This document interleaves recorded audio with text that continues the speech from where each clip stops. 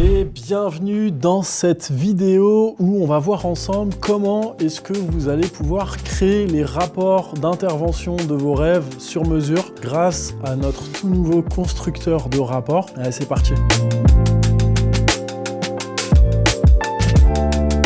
Vous le savez peut-être, mais jusqu'à aujourd'hui, on vous proposait plus de 200 modèles de rapports d'intervention qu'on avait créés spécialement pour vous, mais qui étaient relativement génériques et aussi spécifiques à vos métiers, mais vous ne pouviez pas les personnaliser. Donc on a par exemple des rapports de dépannage, si vous faites du dépannage, on peut remplir un PV de réception de chantier, on peut faire des rapports de maintenance, des rapports de visite avant devis, etc., etc. Mais il se peut que vous ayez besoin de personnaliser ces rapports et dorénavant c'est possible. On a deux possibilités. La première, c'est de créer un rapport depuis zéro et de créer tous vos champs sur mesure. La deuxième possibilité, c'est de reprendre nos modèles de rapports et d'y ajouter ou de supprimer les éléments qui vous intéressent ou qui ne vous intéressent pas. Donc pour ça, rien de très compliqué. On se rend dans mon entreprise paramètres et on va ici dans modèle de rapport. Et donc là, on arrive sur une page où on voit tous les modèles. Donc les modèles qui sont préchargés sont relatifs au métier que vous allez choisir de base dans mon entreprise. Si vous avez choisi des métiers, vous allez retrouver donc des rapports, encore une fois, qui sont relatifs à vos métiers. Donc, il y a plusieurs choses à savoir. La première, c'est qu'il y a une notion de actif ou de désactivé. En gros, quand vous créez une intervention, vous avez une liste ici d'interventions et peut-être que des fois, il y a des interventions que vous n'avez plus envie de voir. Par exemple, là, j'ai une intervention, j'avais fait un test pour un client qui s'appelle Christophe. Cette intervention, je ne veux plus la voir, donc je vais dans mon entreprise, dans les paramètres et dans les modèles de rapport. Ici, je trouve Christophe et je veux désactiver le modèle. Une fois que je l'ai désactivé, si je retourne ici dans le calendrier et que je crée une intervention, je n'ai plus l'intervention Christophe. Ça va me permettre de raccourcir ma liste d'interventions disponibles pour avoir uniquement ce dont j'ai besoin. Donc je reviens sur mes modèles de rapport. Ici, je peux retrouver donc tous ceux qui sont actifs ou non en cochant ou décochant cette case. Ensuite, on peut cliquer ici sur ce filtre pour retrouver uniquement les rapports qu'on a personnalisés. Donc quand je le décoche, je retrouve ici tous les rapports qu'on a de base dans Interfast, selon les métiers, etc. Et aussi tous ceux qu'on a personnalisés. Et en cliquant ici, je vais retrouver que ceux que j'ai personnalisés. Donc on y arrive dans 2 secondes. Et ensuite, on a cette notion de rapport principal et de sous-rapport. Qu'est-ce que ça signifie ? Ça signifie que vous pouvez créer un rapport parent dans lequel on va retrouver des rapports enfants. Je m'explique.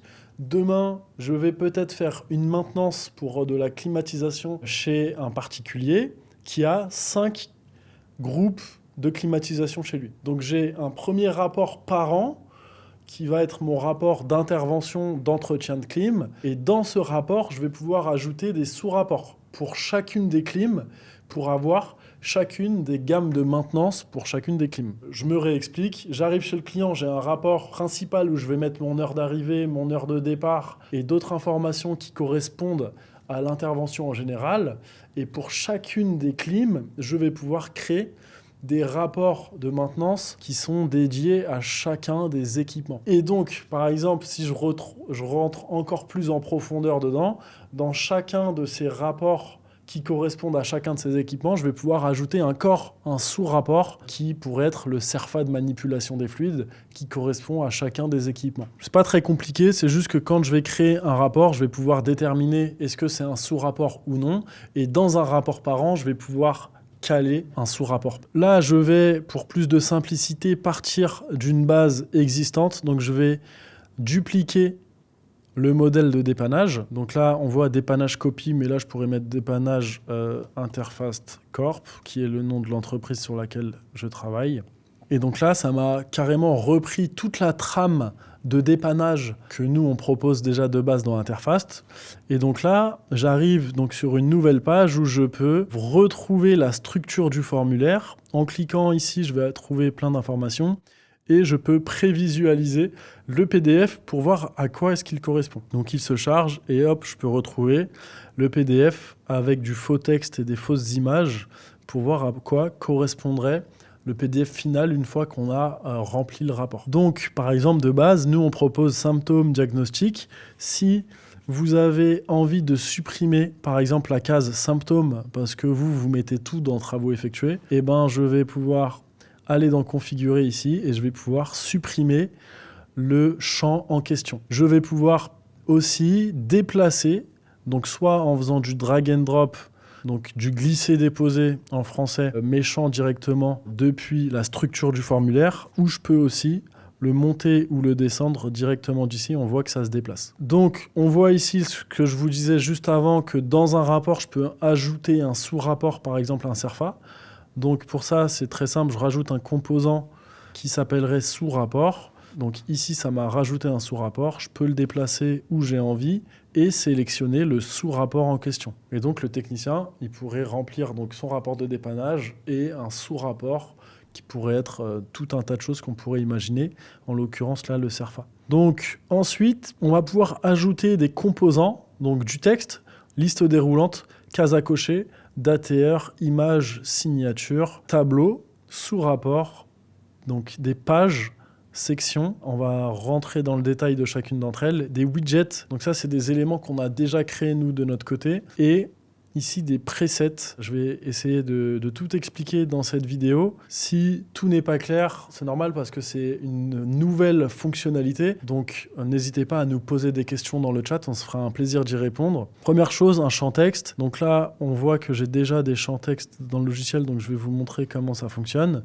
Ici, j'ai un champ texte qui s'appelle commentaire. Donc là, vu que c'est un commentaire d'une case à cocher qui s'appelle prévoir un devis, donc là, je vais marquer décrire pourquoi il faut prévoir un devis. Et donc là, on va vouloir juste donner des indications aux utilisateurs qui vont remplir les bons d'intervention pour qu'ils puissent correctement savoir ce qu'ils doivent remplir dans chacun des champs. Exemple de valeur à saisir. Vous savez, ça, c'est ce qu'on appelle le placeholder. C'est finalement quand on a des textes qui sont grisés. Par exemple, ici, vous voyez, il y a écrit la taille 0, mais des fois, c'est un peu grisé. Ça nous permet de savoir qu'est-ce qu'il faut remplir. Donc, c'est un petit peu, là, j'aurais pu rentrer la même chose ici.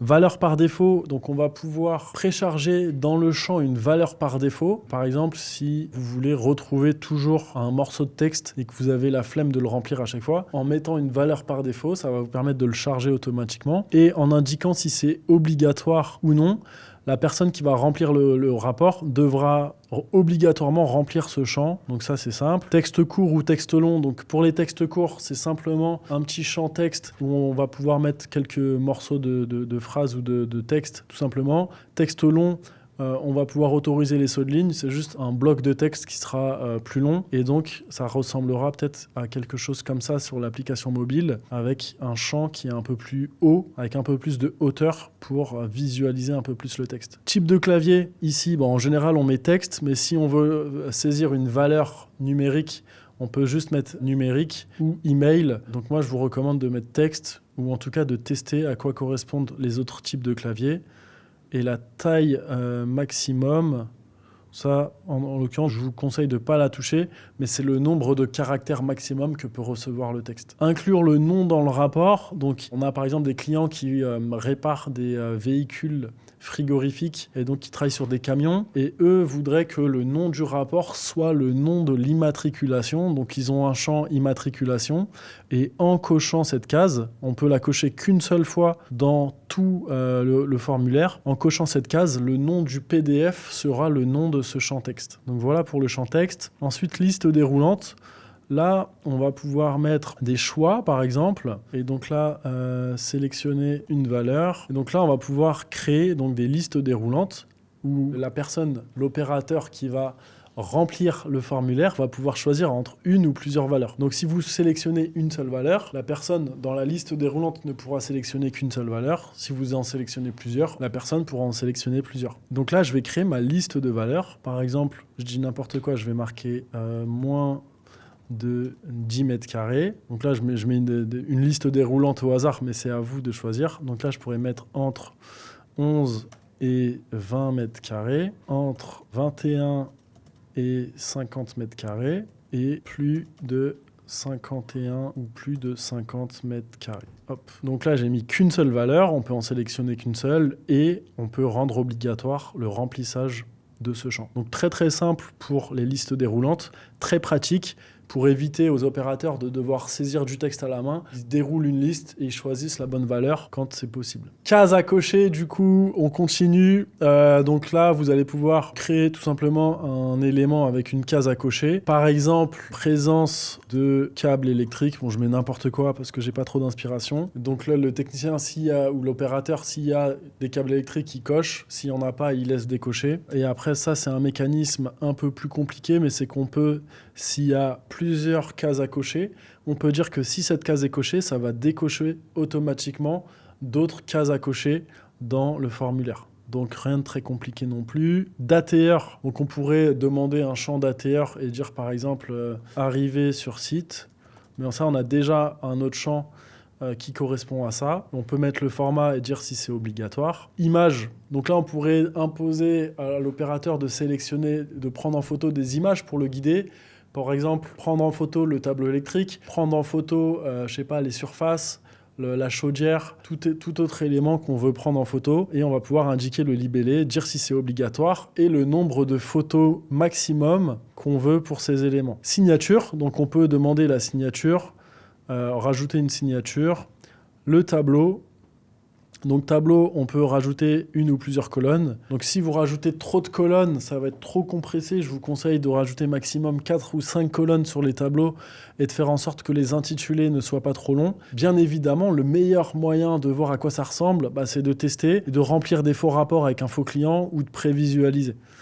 Donc on peut rajouter des colonnes, on a plusieurs types de colonnes, des cases à cocher, d'ATR, liste déroulante, etc. Et ça, c'est super cool pour faire des rapports hyper personnalisés. On peut donc inclure des sous-rapports, on en a déjà parlé, et on peut inclure des pages et des sections.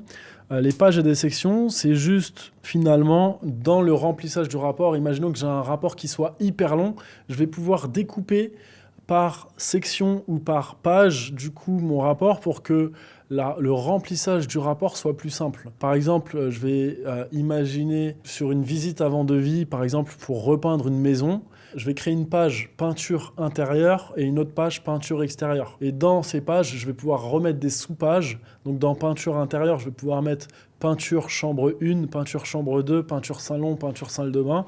Et je remets des pages dans lesquelles je vais demander des informations au commercial ou à la personne qui va faire cette visite. Du coup, ce qui va permettre de structurer le rapport et au lieu d'avoir un gros pâté sur l'application et qui soit interminable, ça va permettre de bien le structurer. Pareil pour les sections. Encore une fois, je vous invite à tester, mais on va pouvoir regrouper des champs dans un encadré ou regrouper des champs dans une page dédiée. Donc ça, c'est pour les composants. Les widgets, on voit que ici, on a déjà des widgets clients, adresse, etc. Ça, c'est comme des espèces de petits modules qu'on propose qui sont déjà préétablis. Donc ça, c'est juste dans l'intervention. Ça va pouvoir vous mettre le nom du client, le fournisseur, le chantier, l'adresse de l'intervention, la date et heure du technicien.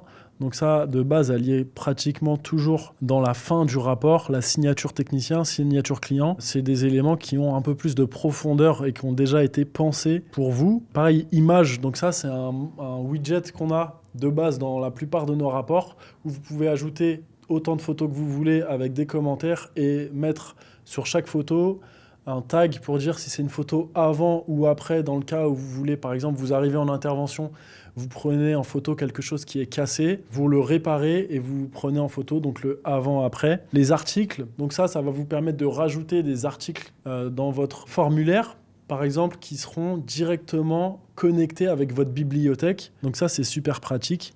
Photo d'identité et des rapports non référencés. Les rapports non référencés, on va faire une autre vidéo spécifique parce que là, on rentre dans un peu plus de complexité. Et ça, c'est pratique pour les maintenances surtout. Les presets, donc ici, prévoir une intervention. Quand je clique dessus, donc c'est une case à cocher par le technicien. Et en fait, vu qu'il y a une logique métier derrière ce preset, du coup, ça ne se retrouve pas dans composants, mais dans preset. En gros, pour prévoir une autre intervention, si l'opérateur qui est sur le terrain, qui va remplir le formulaire, coche cette case, ça va vous créer une intervention à planifier automatiquement. Pareil pour prévoir un devis. quand on est sur le logiciel dans le calendrier. Donc on a dans la timeline, si on a coché la case prévoir une intervention, on va la retrouver ici. Si le technicien a coché la case prévoir un devis, en cliquant sur le filtre ici, ça va me retrouver tous les devis que je dois réaliser ou sur lesquels le technicien m'a demandé de prévoir un devis. Donc ça, c'est hyper pratique. Équipement. Donc en ajoutant ce preset équipement, le technicien ou l'opérateur va pouvoir sélectionner ou rajouter un équipement qui sera relié au bon d'intervention. Et répartition par bouteille de fluide, ça concerne que les climaticiens et frigoristes. Donc, ils vont pouvoir déterminer s'ils ont utilisé du fluide sur une intervention depuis une bouteille de fluide et en allant la chercher. Donc là, c'est vraiment très métier. Mais pareil, on fera une autre vidéo qui sera dédiée que à ça. En tout cas, voilà pour ce constructeur de rapports. Vous allez pouvoir donc créer les rapports de vos rêves avec la structure voulue. Donc pour l'instant, c'est très simple et très facile d'accès pour vous. N'hésitez pas, si vous avez des questions, à nous les poser dans le support en ligne et on se fera un plaisir d'y répondre. Et moi, je vous dis à tout de suite pour la prochaine vidéo.